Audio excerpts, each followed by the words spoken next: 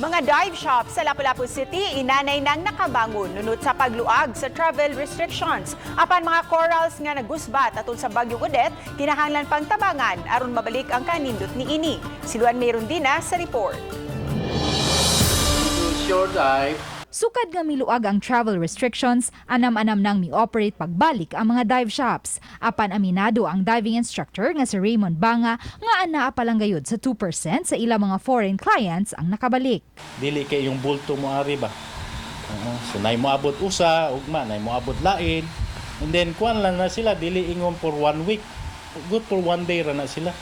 Usa sa iyang regular client, ang PhilAm nga si Joey Chongson, kinsa usa-usab ka licensed rescue diver. Mato ni Joey, usa ang subo sa mga dapit nga maanindot unta ang coral reefs, hinungdan sa iyang pabalik-balik og dive dinhi sa Subo.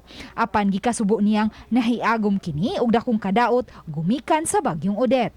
Before the lockdown, it was a beautiful place to dive. There were so many tourists coming in from Europe especially. Fortunately, after lockdown, after Odette, there was a lot of damage in the ocean as well. And you can see when I go diving, you can see all the damage. But little by little, it's getting rebuilt. Gidasunan kini sa dive instructor nga si Raymond Banga, kinsa mibutyag nga may pipila ka mga beach dive entry sa Lapu-Lapu ang naapektuhan usab sa bagyo. So kung naa may mga beginner, amo na lang sila i-kuan og option boat dive na lang. So musakay mig bangka mo adto mi sa either island sa Hilutungan, Olango or diri dapit sa may PCR wala man maapektoy. So nindot siya. Ang Lapu-Lapu City Hope for Corals Divers Association padayon sa paghimo og mga amatong aron makadani kini og daghang mga isda diin sila didto mangitlog.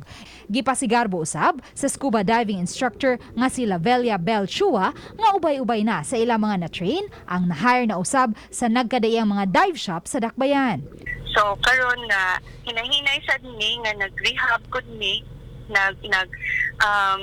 nagpabalik po sa mga corals nga nga upside down o gi-arrange dito sa ilalom sa dagat.